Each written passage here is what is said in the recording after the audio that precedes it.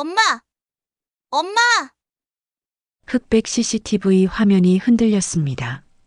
30년 전 그날의 악몽이 다시 재생되고 있었어요. 1994년 5월 15일 오후 3시 42분. 영등포 시장 골목 한 구석에서 5살 여자아이가 낯선 남자에게 끌려가고 있었습니다. 미나야, 미나야. 화면 속 젊은 여성이 미친 듯이 달려왔지만 이미 늦었어요. 아이는 검은 승용차에 실려 사라졌고 그 여성은 그 자리에 주저앉아 오열했습니다. 현재 78세 윤정 할머니가 떨리는 손으로 마우스를 클릭했어요. 30년간 매일 하루도 빠짐없이 본 그 영상을 또다시 재생하고 있었습니다. 컴퓨터 화면의 시간은 새벽 4시 23분. 잠들지 못한 밤이 또 지나가고 있었어요. 이번이 정말 마지막이야. 윤정 할머니의 눈에서 눈물이 뚝뚝 떨어졌습니다. 그 눈물이 키보드 위에 떨어져 작은 물방울을 만들었어요. 30년간 흘린 눈물이 바다를 만들 만큼 많았지만 이제 정말 시간이 얼마 남지 않았습니다. 책상 위에는 병원에서 받은 진단서가 놓여 있었어요. 글씨가 흐려 보였지만 6개월이라는 숫자만큼은 또렷했습니다. 그런데 바로 그때였습니다. 컴퓨터 스피커에서 희미하게 들려오는 소리가 있었어요. 아래층에서 올라오는 듯한 작은 목소리였습니다. 혹시나 해서 윤정은 CCTV 소리를 줄였어요. 그리고 귀를 기울였습니다. 잘 자라, 내 새야. 달 대신 떡떡이.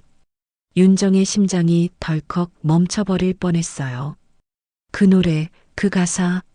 세상에서 오직 두 사람만 아는 자장가였습니다. 일주일 전 대학병원 진료실에서의 일이었습니다. 윤정 씨, 심장이 많이 약해져 있습니다. 닥터 김이 고개를 숙였어요. 스트레스를 많이 줄이시고 일도 좀 줄이셔야 해요. 계속 이러시면 정말 목숨이 위험합니다. 윤정은 의외로 담담했어요. 몸이 점점 말을 듣지 않는다는 걸 느끼고 있었으니까요. 선생님, 잃어버린 딸을 찾아야 해서. 의사는 잠시 말문이 막혔습니다. 자신의 목숨보다 포기하지 않는 것은 가족이었어요. 최선을 다해 보시죠. 기적은 일어날 수 있으니까요. 그날부터 윤정의 하루는 더욱 바빠졌습니다. 오전에는 영등포 시장에서 무료 급식소를 운영했어요. 하루 평균 50여 명의 노인들과 어려운 이웃들이 찾아왔습니다. 윤정 언니, 오늘도 고마워요. 할머니, 김치찌개 정말 맛있어요. 사람들의 웃음소리가 급식소를 가득 채웠지만 윤정의 마음 한켠에는 늘 공허함이 있었어요. 30년 전 잃어버린 딸, 미나 때문이었습니다. 오후에는 컴퓨터 앞에 앉아 미나를 찾는 일에 매달렸어요. 인터넷 실종자 사이트, 입양 관련 카페, 심지어 DNA 등록 사이트까지 모든 곳을 뒤졌습니다. 그리고 매일 밤에는 그 자장가를 불렀어요. 잘 자라, 내 새야, 달리마 굿나잇. 꿈나라에서 만나자, 내 사랑 미나야. 원래 가사는 달리마 굿나잇이었습니다. 하지만 윤정은 일부러 바꿔 불렀어요. 달 대신 떡떡이라고. 만약 미나가 어디선가 이 노래를 기억한다면 그 틀린 가사 때문에 자신을 찾을 수 있을 거라고 생각했거든요. 윤정에게는 특별한 이유가 있었습니다. 미나가 3살 때부터 매일 밤 불러준 자장가였거든요. 그런데 미나는 발음이 어려워서 달림을 떡떡이라고 불렀어요. 엄마, 떡떡이 노래 불러줘. 5살 미나가 방긋 웃으며 말하던 그 모습이 아직도 선명했습니다. 30년간 윤정은 전국의 보육원과 고아원을 다 찾아다녔어요. 경찰서에도 수없이 신고했고 사설탐정도 고용했습니다. 하지만 미나의 행방은 오리무중이었어요. 그런데 정말 놀라운 일이 일어났습니다. 바로 오늘 새벽 4시에 아래층에서 들려온 그 자장가 소리 말이에요. 잘 자라, 내 새야. 달 대신 떡떡이. 윤정은 급하게 옷을 챙겨 입고 아래층으로 내려갔습니다. 1층에는 작은 떡집이 있었어요. 미소떡집이라는 간판이 달려 있었습니다. 평소에는 문을 닫고 있는 시간인데 오늘은 불이 켜져 있었어요. 유리창 너머로 누군가 떡을 만들고 있는 모습이 보였습니다. 젊은 여성과 어린아이가 함께 있었어요. 그리고 그 아이가 작게 중얼거리고 있었습니다. 달 대신 떡떡이. 윤정의 온몸이 떨리기 시작했어요. 가슴이 터질 듯 뛰었습니다. 30년간 찾아 헤맸던 단서를 생애의 마지막 순간에 발견한 것일까요? 하지만 섣불리 다가갈 수는 없었어요. 혹시나 잘못 판단한 것일 수도 있었거든요. 윤정은 조심스럽게 발걸음을 옮겼습니다. 그런데 무언가 이상했어요. 그 떡집은 분명 어제까지만 해도 문을 닫고 있었는데 언제부터 영업을 시작한 걸까요? 그리고 왜 새벽 4시에 떡을 만들고 있는 걸까요? 다음 날 오전 9시 윤정은 평소처럼 무료 급식소 문을 열었습니다. 하지만 마음은 온통 어젯밤 일로 가득했어요. 그 자장가를, 그 아이를 다시 만날 수 있을까? 할머니, 안녕하세요. 밝은 목소리가 들렸습니다. 돌아보니 10살 정도 되어 보이는 여자아이가 작은 보따리를 들고 서 있었어요. 앞머리가 눈을 가릴 만큼 길어서 얼굴이 잘 보이지 않았지만 목소리만큼은 또랑또랑했습니다. 어머, 안녕? 넌 누구니? 저는 가영이에요. 엄마가 여기서 점심 나눠주신다고 해서 왔어요. 가영이가 보따리를 조심스럽게 내려놓았어요. 그 안에는 갓 만든 떡들이 가득 들어 있었습니다. 이거 엄마가 만드신 떡이에요. 감사 인사드리라고 하셔서요. 윤정의 심장이 다시 한번 뛰기 시작했어요. 혹시 이 아이가 어젯밤에 본 그 아이일까요? 가영아, 앉아. 할머니가 우유 한 잔 줄게. 윤정은 가영이를 급식소 한 구석 작은 테이블에 앉혔어요. 그리고 따뜻한 우유와 빵을 내어 주었습니다. 고맙습니다, 할머니. 가영이가 공손하게 인사했어요. 그 모습이 너무나 기특했습니다. 윤정은 자연스럽게 가영이 옆에 앉았어요. 가영이는 학교 안 가니? 토요일이라 안 가요. 그래서 엄마 일 도와드리러 왔어요. 그래, 착한 딸이구나. 그런데 가영아. 윤정이 조심스럽게 물어봤습니다. 혹시 자장가 좋아하니? 가영이의 눈이 반짝였어요. 네, 자장가 정말 좋아해요. 엄마가 매일 불러줘요. 그래, 어떤 자장가인데? 이런 거예요. 가영이가 작은 목소리로 노래하기 시작했습니다. 잘 자라, 내 새야. 달 대신 떡떡이. 그 순간 윤정의 머릿속이 하얗게 변했어요. 온몸에 소름이 돋았습니다. 정말이었어요. 정말로 그 자장가를 알고 있었어요. 가영아, 그 노래. 누가 가르쳐 줬니? 윤정의 목소리가 떨렸습니다. 엄마가요. 엄마가 어렸을 때부터 알고 있던 노래래요. 너희 엄마는 어떤 분이시니? 이름은 유리예요. 떡집 하시고요. 유리. 그 이름을 들은 순간 윤정은 가슴이 덜컥 내려앉는 것을 느꼈어요. 미나의 본명은 윤미나였는데 유리라는 이름과는 전혀 달랐거든요. 하지만 포기할 수 없었습니다. 그 자장가는 분명했어요. 세상에서 오직 자신과 미나만 아는 특별한 가사였거든요. 가영아, 할머니가 너희 엄마 한번 만나 뵐 수 있을까? 근데 엄마가 요즘 많이 아파요. 가영이의 얼굴에 걱정이 스쳤어요. 아파? 어디가? 잘 모르겠어요. 밤마다 기침하시고 밥도 잘 못 드세요. 그래서 제가 떡 만드는 거 도와드리는 거예요. 윤정의 마음이 아팠습니다. 이렇게 어린아이가 엄마를 돌보고 있다니. 그럼 할머니가 약도 좀 사다 드릴게. 그 대신 엄마께 안부 좀 전해줄 수 있겠니? 네, 고마워요, 할머니. 가영이가 환하게 웃었어요. 그런데 그 순간 가영이의 앞머리가 바람에 살짝 넘어갔습니다. 윤정은 숨이 턱 막혔어요. 가영이의 이마 한가운데에 작은 반점이 있었어요. 동전만한 크기의 엷은 갈색점이었습니다. 바로 미나와 똑같은 자리에 있는 똑같은 모양의 반점이었어요. 가영아, 윤정이 떨리는 목소리로 불렀습니다. 그 반점, 태어날 때부터 있던 거니? 네, 엄마가 그러시는데 제가 아기였을 때 넘어져서 생긴 거래요. 그 말을 듣는 순간 윤정은 30년 전 기억이 생생하게 떠올랐어요. 미나가 2살 때 계단에서 굴러 떨어져서 이마에 상처가 났던 일을요. 그 상처가 흉터가 되어 옅은 반점으로 남았었거든요. 윤정의 눈에서 눈물이 흘러내리기 시작했습니다. 할머니, 왜 우세요? 가영이가 놀라서 물었어요.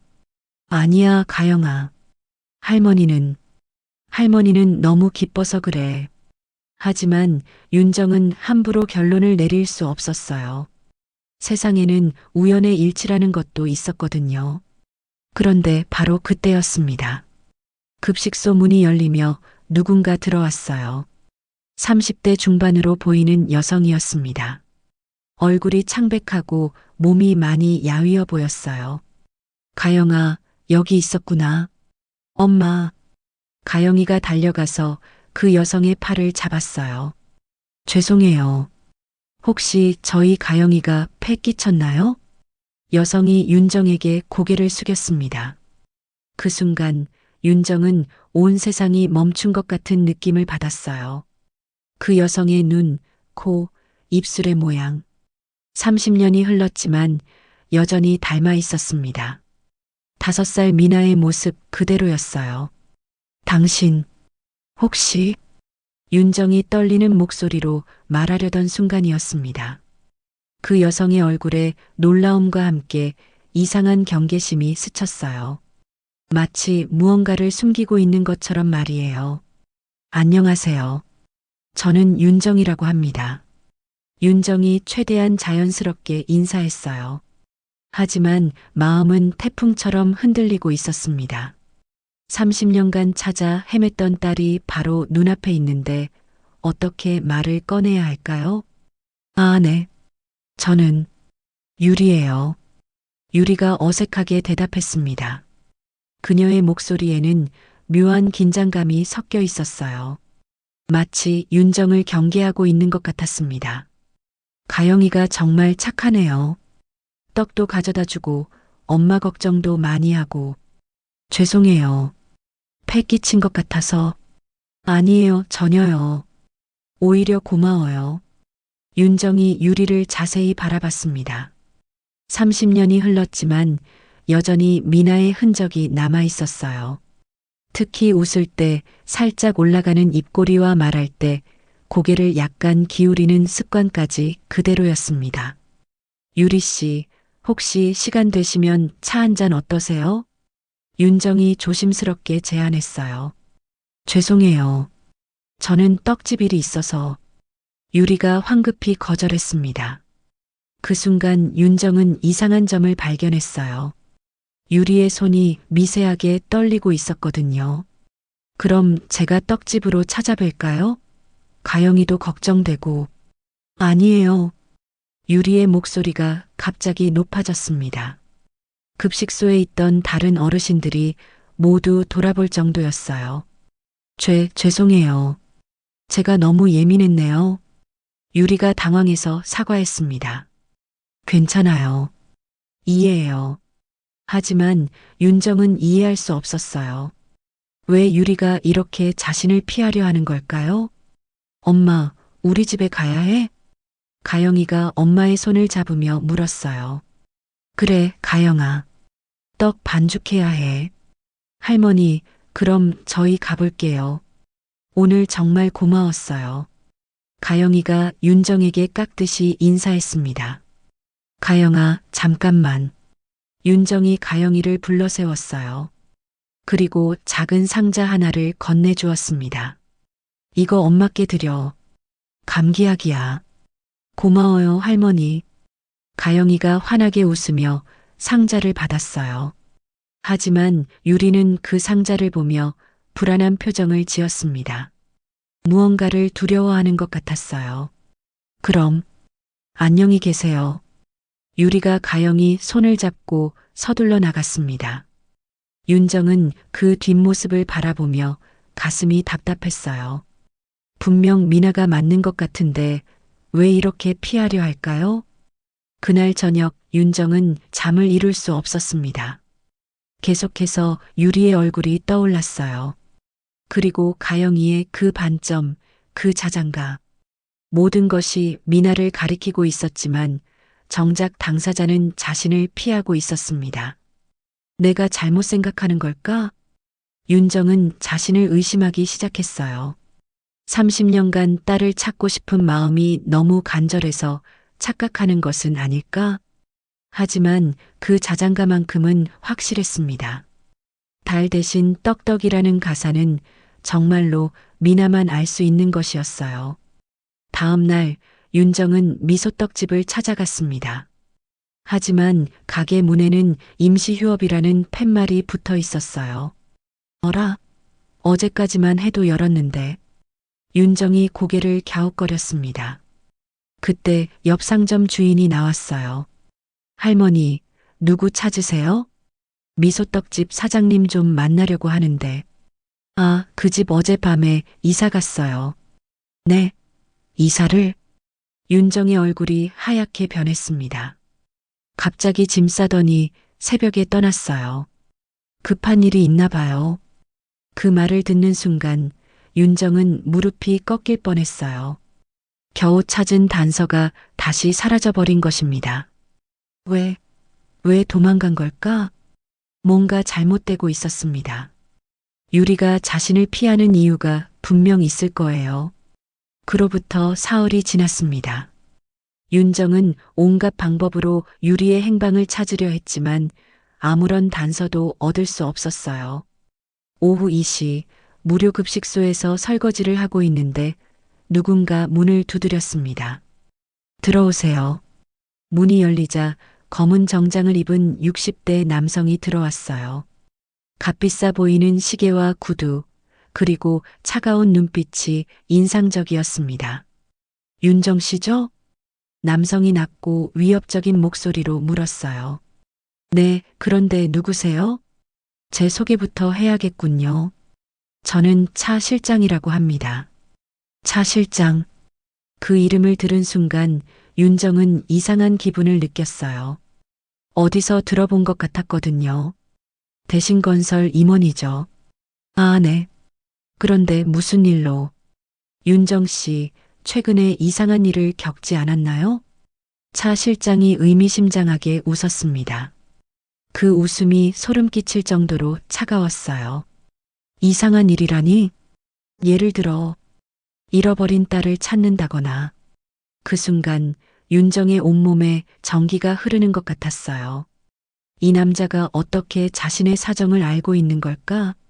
제가 왜 당신에게 그런 걸 말해야 하죠? 윤정이 경계하며 물었습니다. 당당하시네요. 좋습니다. 차 실장이 의자에 앉으며 말했어요. 윤정 씨, 사실 저는 당신이 찾고 있는 그 딸에 대해 잘 알고 있습니다. 뭐라고요? 윤정의 목소리가 떨렸습니다. 30년 전 영등포 시장에서 사라진 윤미나 말이에요. 당신이 미나를 어떻게... 제가 데려갔으니까요. 차 실장의 말에 윤정은 숨이 막혔습니다. 30년간 찾아 헤맸던 딸을 납치한 장본인이 바로 눈앞에 있었어요. 당신이 내 딸을... 윤정이 떨리는 손으로 의자를 잡았습니다. 그렇습니다. 그리고 지금도 제가 관리하고 있죠. 관리라니? 미나가 어디 있어요? 궁금하세요? 하지만 알려드릴 수 없습니다. 차 실장이 냉소적으로 웃었어요. 당신, 도대체 왜 그런 짓을? 사업이었으니까요. 30년 전에는 그런 일이 꽤 흔했어요. 가난한 집 아이들을 데려다가 부유한 집에 입양시키는 거죠. 물론 불법이었지만 윤정의 온몸이 분노로 떨렸습니다. 자신의 딸을 상품처럼 취급했다는 것입니까? 그런데 말이에요, 윤정 씨. 차 실장이 몸을 앞으로 기울이며 말했어요. 최근에 이상한 소문이 들리더군요. 미소떡집 사장이랑 만나셨다면서요? 그게 당신과 무슨 상관이? 큰 상관이 있죠. 왜냐하면 그 여자가 바로 당신 딸이거든요. 윤정의 머릿속이 하얗게 변했습니다. 역시 유리가 미나였던 거예요. 그럼 왜 날 피하고 도망간 거죠? 제가 시켰으니까요. 차 실장이 담담하게 대답했어요. 30년 전에 그 아이를 한 집에 입양시켰는데 그 집에서 학대를 당했어요.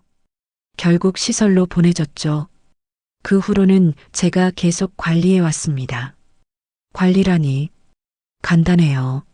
매달 생활비를 주는 대신 절대 자신의 출생에 대해 알아보지 말라고 하는 거죠. 윤정은 차 실장의 말에 소름이 돋았어요. 30년간 딸을 조종해 왔다는 것입니까? 그리고 최근에는 특별 지시를 내렸죠. 만약 나이 든 여자가 접근하면 즉시 피하라고. 당신 때문에 미나요? 아, 그 이름은 이미 없어졌어요. 지금은 유리입니다. 서유리, 차 실장이 비웃듯 말했어요.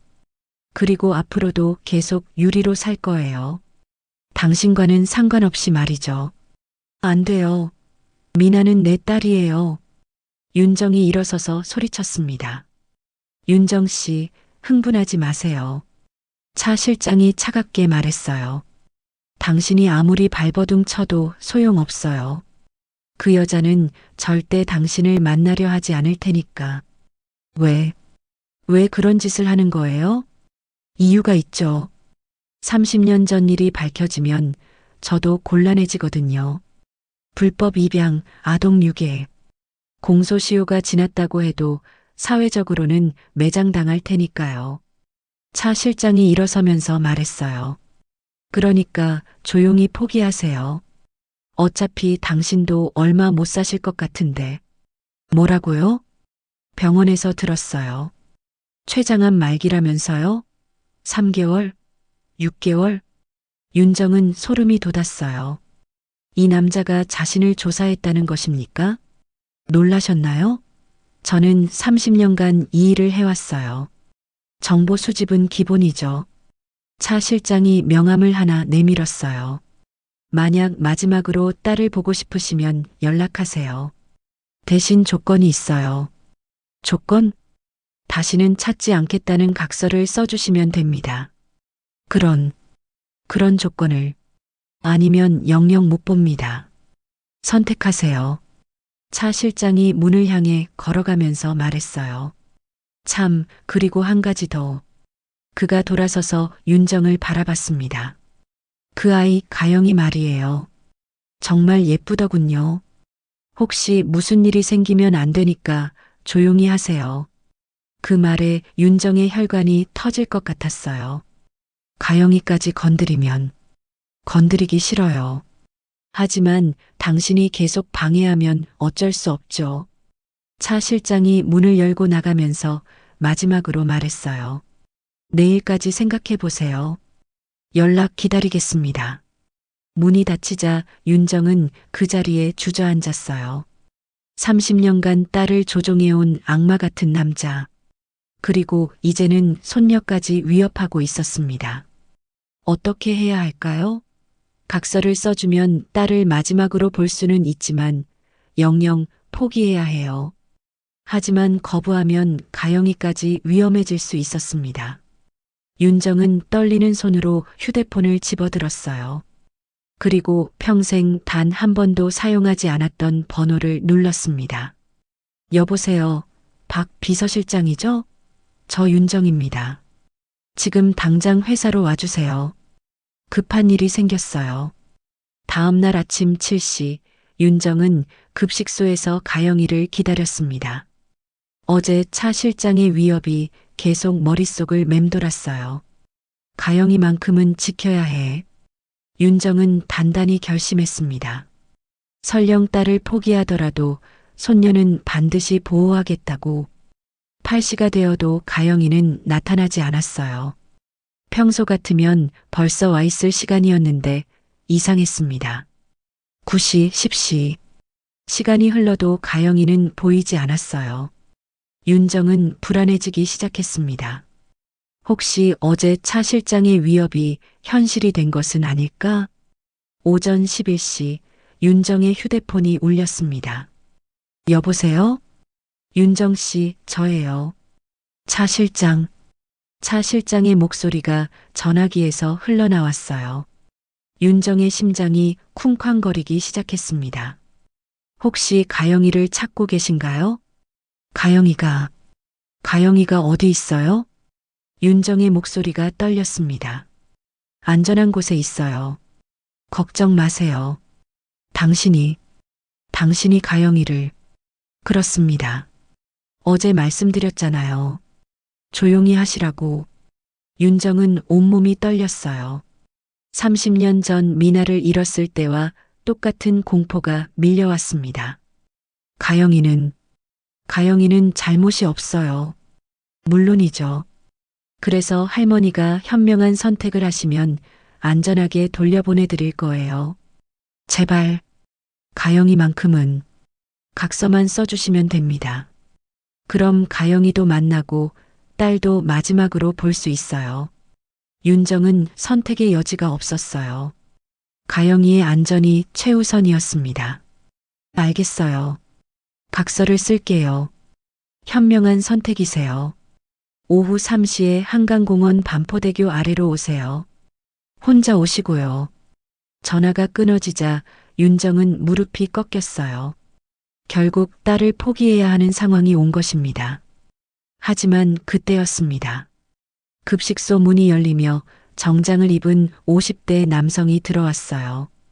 회장님, 급히 오라고 하셔서. 박 실장, 때가 됐어요. 윤정이 일어서며 말했어요. 그녀의 눈빛이 갑자기 달라졌습니다.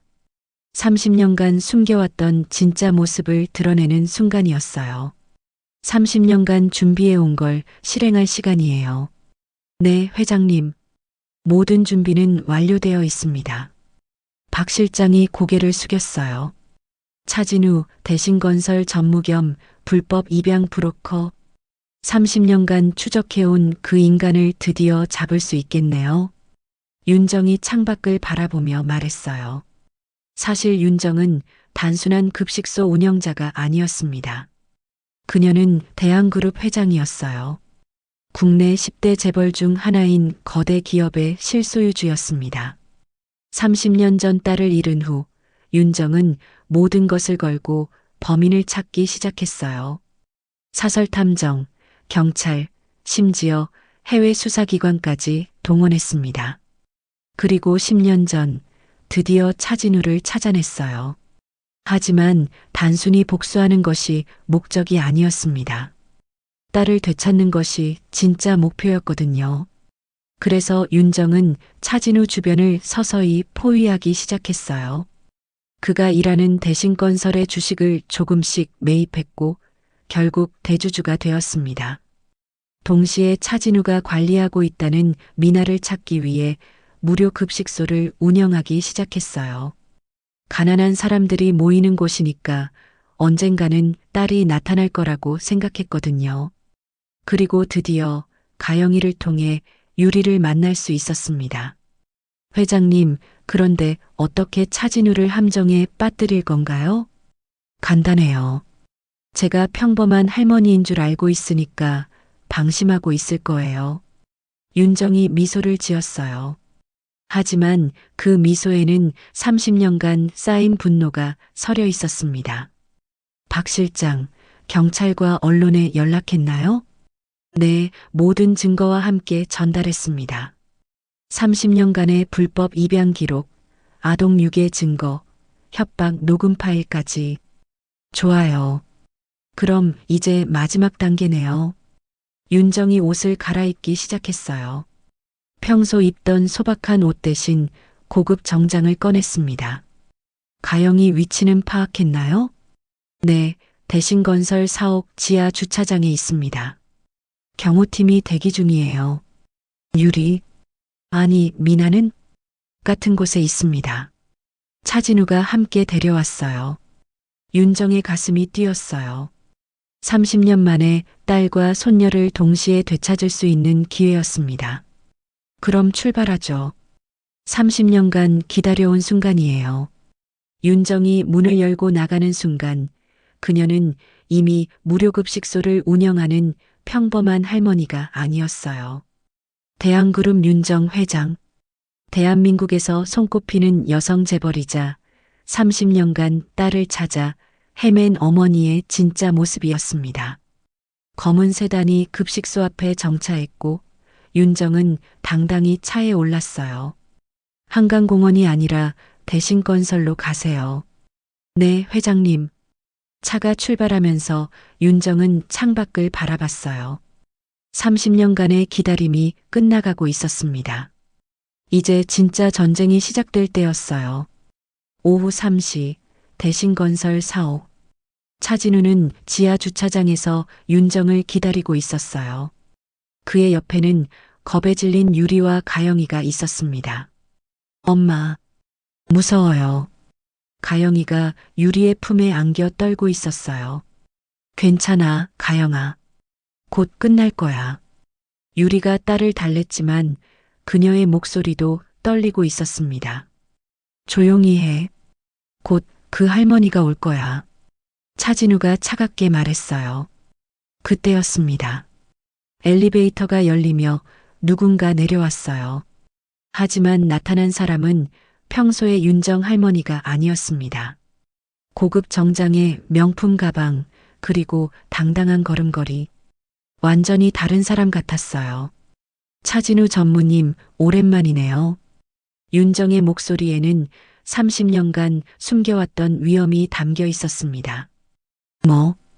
뭐죠? 차진우가 당황했어요. 뭔가 잘못되고 있다는 걸 직감했거든요. 소개가 늦었네요. 저는 대한그룹 윤정 회장입니다.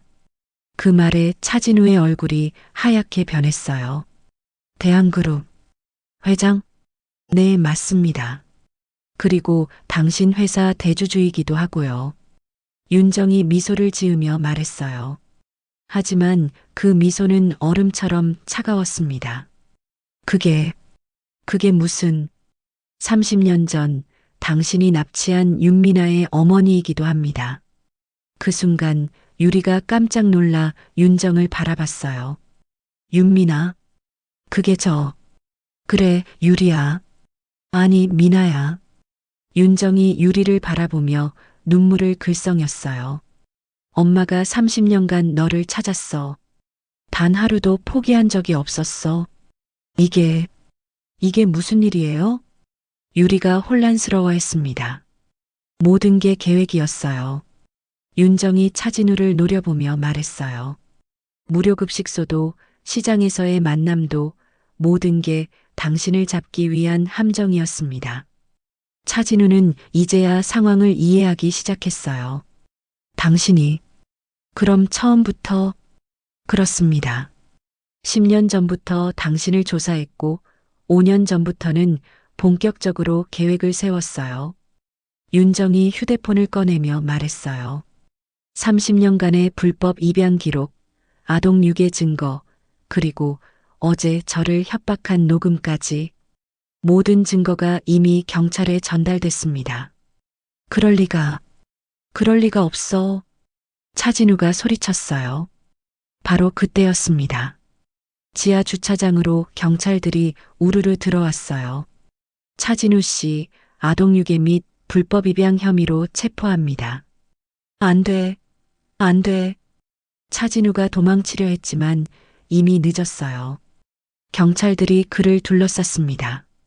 30년 전 일은 공소시효가 지났지만 최근의 협박과 감금은 현행범입니다. 윤정이 차갑게 말했어요. 당신은 이제 끝이에요. 차진우가 수갑을 차고 끌려가는 모습을 보며 윤정은 깊은 안도감을 느꼈어요. 30년간의 복수가 드디어 끝난 것입니다. 할머니, 가영이가 조심스럽게 윤정에게 다가왔어요. 가영아, 무서웠지? 윤정이 무릎을 꿇고 가영이를 끌어안았습니다. 할머니가 정말 회장님이에요? 그래, 하지만 가영이한테는 그냥 할머니야. 윤정이 가영이의 머리를 쓰다듬어 주었어요. 그리고 유리를 바라봤습니다. 미나야, 정말 엄마예요? 유리의 눈에서 눈물이 흘러내렸어요. 그래, 엄마야. 30년 늦었지만 엄마가 왔어. 두 사람이 끌어안는 순간 30년간의 그리움이 한꺼번에 터져 나왔어요. 엄마, 미안해요. 엄마를 몰라봐서. 아니야, 미나야. 엄마가 미안해. 너를 지켜주지 못해서. 가영이도 두 사람 사이로 달려와 함께 안겼어요. 그럼 우리 정말 가족이에요? 그래, 가영아. 우리는 진짜 가족이야. 지하 주차장에 따뜻한 공기가 흘렀어요. 30년간 떨어져 있던 가족이 드디어 다시 만난 것입니다. 6개월 후, 할머니, 떡 다 됐어요. 가영이가 신나는 목소리로 소리쳤어요. 우리 가영이가 떡 만들기 달인이 됐네. 윤정이 웃으며 대답했습니다. 여기는 영등포 시장 한 구석에 새로 문을 연 복덩이 집이었어요. 간판도 새로 만들었고 가게 안도 깔끔하게 정리했습니다. 엄마, 손님 오셨어요. 가영이가 미나를 부르며 말했어요. 네, 어서 오세요. 미나가 밝은 목소리로 손님을 맞이했습니다. 예전과는 완전히 다른 모습이었어요. 건강해 보였고 무엇보다 행복해 보였습니다. 아, 윤정 회장님. 손님이 윤정을 알아보며 놀랐어요. 그냥 할머니라고 불러주세요. 여기서는 그냥 떡집 할머니예요. 윤정이 미소를 지으며 말했어요. 사실 윤정은 회장직에서 물러났습니다. 대신 이렇게 작은 떡집을 운영하며 가족과 함께하는 시간을 선택한 것입니다. 할머니, 의사 선생님이 뭐라고 하셨어요? 가영이가 걱정스럽게 물었어요. 믿기지 않는다고 하더라고. 윤정이 웃으며 대답했습니다. 지난주 병원에 갔을 때 의사가 깜짝 놀랐어요. 이상하네요. 정말 많이 호전되었어요. 정말이에요? 네, 스트레스성 요인이 컸던 것 같습니다. 마음이 편해지니까 몸도 따라서 좋아진 거죠. 그럼 이제 괜찮은 건가요? 수술은 해야 합니다. 그리고 완치까지는 시간이 더 필요하지만 지금 상태로는 오래 사실 수 있어요. 의사의 말에 윤정은 눈물이 났어요. 딸을 되찾은 기적이 건강까지 되돌려준 것입니다. 할머니, 그럼 우리 오래오래 함께 살 수 있어요? 가영이가 윤정의 손을 잡으며 물었어요. 그럼 우리 가영이랑 평생 함께 살 거야. 와, 좋아요. 가영이가 폴짝폴짝 뛰며 기뻐했어요. 저녁이 되자 가게 문을 닫고 세 사람은 함께 저녁을 먹었어요. 엄마, 오늘 손님들이 떡이 정말 맛있다고 하던데요? 그래, 다행이다. 가영이가 도와줘서 더 맛있어진 것 같아. 제가요? 그래, 가영이가 만든 떡은 사랑이 들어가서 더 달콤해. 윤정이 가영이를 쓰다듬어 주었어요. 할머니, 자장가 불러주세요. 가영이가 윤정의 무릎에 누우며 말했어요. 좋아, 우리 가영이를 위해서. 윤정이 부드러운 목소리로 노래하기 시작했어요. 잘 자라, 내 새야, 달리마 굿나잇. 꿈나라에서 만나자, 내 사랑아. 미나도 함께 노래했어요. 잘 자라, 내 새야, 달리마 굿나잇. 그리고 가영이가 장난스럽게 말했어요. 달 대신 떡떡이. 세 사람이 함께 웃었어요. 그 틀린 가사 덕분에 다시 만날 수 있었으니까요. 창 밖으로 예쁜 저녁 노을이 보였어요. 하늘이 온통 따뜻한 색깔로 물들어 있었습니다. 엄마, 정말 행복해요. 미나가 윤정의 손을 잡으며 말했어요. 나도야, 미나야. 정말 행복해. 저도요. 저도 정말 행복해요. 가영이가 두 사람 사이에 끼어들며 소리쳤어요. 그렇게 세 사람은 서로를 꼭 안고 있었어요. 30년간 떨어져 있던 시간, 그 모든 아픔과 그리움이 이제는 더 큰 행복으로 바뀌었습니다. 복덩이 집 간판에 작은 전등이 켜졌어요. 따뜻한 빛이 골목을 비추며 지나가는 사람들에게 행복을 나눠주는 것 같았습니다. 사랑하는 사람을 되찾는 것. 그것이야말로 어떤 명의보다 확실한 치료법이었습니다. 그리고 때로는 틀린 것이 옳은 길로 인도하기도 합니다. 잘 자라, 내 새야. 달 대신 떡떡이. 그 틀린 자장가 덕분에 진짜 가족을 되찾을 수 있었으니까요. 간판에 불빛이 반짝이며 새로운 하루를 약속하고 있었습니다. 가족의 소중함을 다시 한번 느끼게 해주는 이야기였습니다. 여러분에게도 사랑하는 가족이 있다면 오늘 한 번 더 안아주시고 사랑한다고 말해보세요. 이런 따뜻한 이야기가 마음에 드셨다면 좋아요와 구독 버튼을 눌러주시고 여러분만의 가족 이야기나 감상을 댓글로 들려주세요. 따뜻한 이야기로 또 만나 뵙겠습니다.